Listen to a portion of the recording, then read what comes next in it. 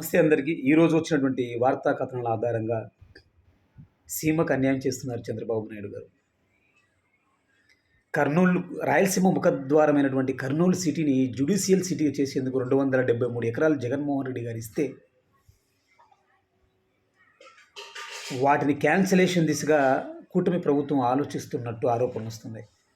లా university కోసం ఇప్పటికే 1000 కోట్లు 100 ఎకరాల భూమి ఇచ్చారు. లా యూనివర్సిటీ కూడా కట్టారు. దానిని కూడా అమరావతికి తరలించుకోవడానికి చంద్రబాబు నాయుడు గవర్నమెంట్ సిద్ధంగా ఉన్నట్టు తెలుస్తూ ఉంది. వక్ఫ్ ట్రిబ్యునల్, మానవ హక్కుల కమిషన్, లోకాయుక్త, ఏపీఈఆర్సీ వీటన్నింటిని కూడా అమరావతికి తీసుకెళ్తున్నారంటే చంద్రబాబు నాయుడు గారు మీకు కనీసం ప్రాంతీయ అభిమానం ఉందా సార్?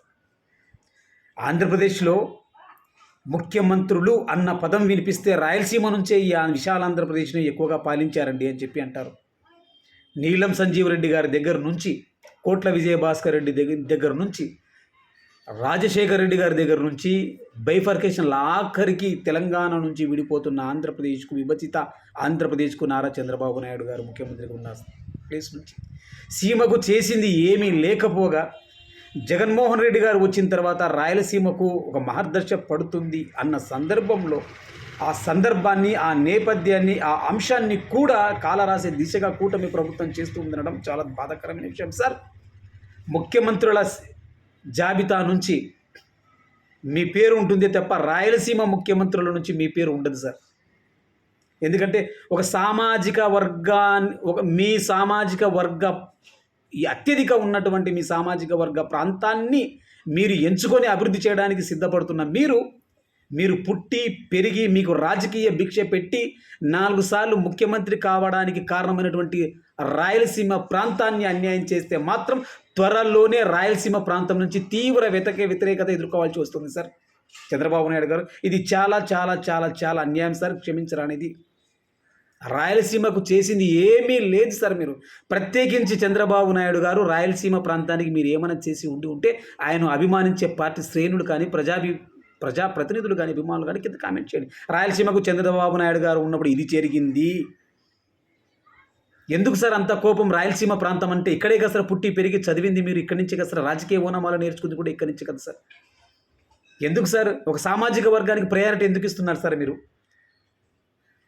అన్ని ప్రాంతాలను సమానంగా పాలించాలి, అన్ని వర్గాలను, అన్ని సామాజిక వర్గాలను, ఆయా ప్రాంతాలను కూడా అభివృద్ధిలో భాగం చేయాలి. కానీ కేవలం మీ సామాజిక వర్గం అత్యధికంగా ఉన్న ప్రాంతంలోనే రాజధాని పెట్టుకున్నారు. కేవలం అక్కడ మాత్రమే అభివృద్ధి చేస్తాను, అక్కడ మాత్రమే అన్నీ ఉండాలంటే మిగతా ప్రాంతాలు ఏమైపోవాలి? మేమందరం ఏమైపోవాలి? ఇది తీరని అన్యాయం సార్. సీమకు చేస్తున్న తీవ్ర అన్యాయం. సీమకే కాదు, ఆంధ్రప్రదేశ్లోని 5 కోట్ల జనాలు కూడా మీరు అన్యాయం చేస్తున్నారు సార్. ఈ లెక్కన ఇలాంటి అన్యాయమే ఆ రోజు నీలం సంజీవ్ రెడ్డి గారి దగ్గర నుంచి మీ వరకు కూడా అందరూ హైదరాబాద్ అని చెప్పి ఇక్కడ లక్షల కోట్ల పెట్టుబడులు హైదరాబాద్లో పెట్టి మీ కష్టం అంతా, మీ రాజకీయ చతురత అంతా, మీ అనుభవాన్ని అంతా తీసుకొచ్చి హైదరాబాదులో పెట్టి అక్కడ పెంచి పోషించి అభివృద్ధి చేసి ఈ ముఖ్యమంత్రులందరూ లాస్ట్కి వాళ్ళు ఎల్లగొడితే వాళ్ళకే సర్టిఫికేషన్ ఇచ్చి, తెలంగాణకు సర్టిఫికేషన్ ఇచ్చింది మీరే కదా సార్ చంద్రబాబు నాయుడు గారు. మీరే ఇచ్చి తిరిగి ఇప్పుడు ఉత్త చేతులతో అప్పులు తీసుకొని ఆంధ్రప్రదేశ్కి వచ్చాం. ఇక్కడ సేమ్ రిపీట్ చేస్తున్నారు సార్. ఇదే ఎక్కడైతే విశాల ఆంధ్రప్రదేశ్ అంతా తీసుకొని పోయి హైదరాబాద్ నగరంలో తాకట్టు పెట్టి అభివృద్ధి చేశారు. ఇప్పుడు మొత్తం 5 కోట్ల జనాభాని యొక్క విశ్వాసాన్ని, నమ్మకాన్ని ఒక అమరావతిలో కంప చెట్ల మధ్యన రాజధాని కట్టుకుంటానంటూ 3 రోజులు వర్షం ఆగకుండా పడితే నీటి కుంటలా మారిపోయి ఒక బురద గుంటలో రాజధాని కడుతున్నానంటూ సినీ దర్శకులతో, నిర్మాణలతో సెట్టింగ్లు వేయించుకుంటూ రాష్ట్రాన్ని నాశనం చేయడానికి కాకపోతే ఇంకేంటి సార్ ఇది? ఎందుకు సార్ మా రాయలసీమ అంటే అంత కోపం? ఎందుకు సార్ రాయలసీమలో ఉన్నటువంటి అరకొర వాటిని కూడా అమరావతికి తరలించే ప్రయత్నం చేస్తున్నారు? ఇది క్షమించరాని నేరం సార్, తప్పు సార్.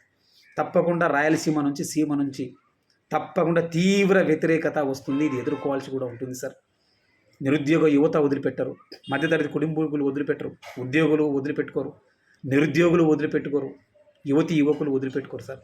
రాయలసీమకి ఇంత అన్యాయం జరిగితే మాత్రం ఎవరిని క్షమించేది లేదు. జై హింద్.